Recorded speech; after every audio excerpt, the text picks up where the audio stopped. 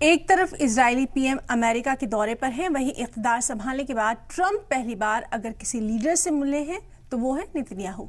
इस बात से यकीनन इत्तेफाक रखने वाले ईरान ने अमेरिका के जहाज़ों को निशाना बनाने के लिए 1000 किलोमीटर रेंज वाली मिसाइल को दाग कर अपनी ताकत का मुजाहरा किया। अब जंग की उसकी तैयारी किस बात को लेकर है, आपको दिखाते हैं।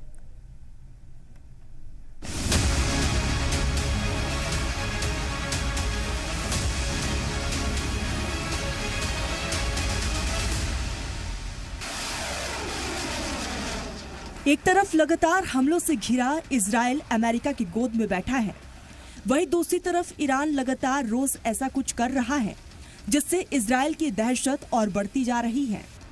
ईरान लगातार अपने हथियारों की नुमाइश करके दुनिया को ये दिखा रहा है कि अगर उसके खिलाफ कोई भी मुल्क जंग का मंसूबा तैयार कर रहा है तो वो ये समझ ले कि ईरान किसी भी हमले के लिए तैयार है।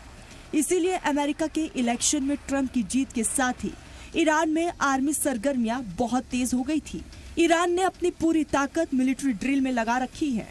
वो हर वक्त इस तरह से चौकन्ने हैं जैसे कि जंग कभी भी छिड़ सकती है। अब ईरान ने अमेरिका के जहाजों को निशाना बनाने के लिए खतरनाक मिसाइल तैयार कर ली है, जिसका उसने टेस्ट भी कामयाबी के साथ कर लिया। 1000 किलोमीटर की रेंज वाली एंटी वॉरशिप क्रूज मिसाइल का टेस्ट किया। ईरान ने कहा कि ये खलीजे फार्स और ओमानी सी में अमेरिकी जहाजों को निशाना बना सकती है। टेस्टिंग के बाद ईरान के सरकारी टेलीविजन ने सीधे तौर पर अमेरिका को वार्निंग दी है। रिवॉल्यूशनरी गार्ड की नेवी के चीफ जनरल अली रेजा तांगसीरी ने एक रिपोर्ट में कहा, ये एक गदर 380 मिल एल टाइप है। इसकी रेंज 1000 किलोमीटर से ज्यादा है। इस मिसाइल में एंटी जैमिंग की सलाहियत है। टीवी पर ईरान के साउथ साहिल पर एक अंडरग्राउंड फैसिलिटी दिखाई गई थी। रिपोर्ट में मिसाइल की टेस्टिंग के वक्त और उसकी तरफ से ले जाए गए हथियार के बारे में तफसील से जानकारी नहीं दी गई है। साउथ चाइना मॉर्निंग पोस्ट की रिपोर्ट के मुताबिक ये फैसिलिटी गार्ड्स की मिसाइल तकनीक का सिर्फ एक हिस्सा है। उन्होंने कहा कि मिसाइलें दुश्मनों के जहाजों के लिए जहन्नुम बन सकती हैं। रिपोर्ट में बिना तफसील से जानकारी दिए कहा गया है कि नए हथियार को एक अंडरग्राउंड फैसिलिटी से लॉन्च किया जा सकता है। इसे सेंट्रल ईरान से ओमान सी में लॉन्च किया गया। मिसाइल को अकेला फौज 5 मिनट से भी कम वक्त में तैयार कर लॉन्च कर सकता है। साल 2011 से ही ईरान अंडरग्राउंड मिसाइल फैसिलिटी की तामीर और टेस्ट कर रहा है। ईरान का दावा है कि उसकी अंडरग्राउंड फैसिलिटी पूरे मुल्क के अलावा होर्मुज चैनल के पास मौजूद है। ईरान का दावा है कि उसके पास ऐसी मिसाइलें भी हैं जो 2000 किलोमीटर तक हमला कर सकती है।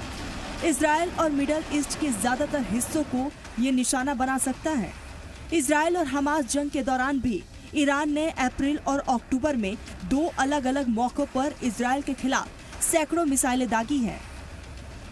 1980 के दशक में ईरान इराक जंग के बाद ईरान ने अपनी मिसाइलों की ताकत बढ़ानी शुरू कर दी।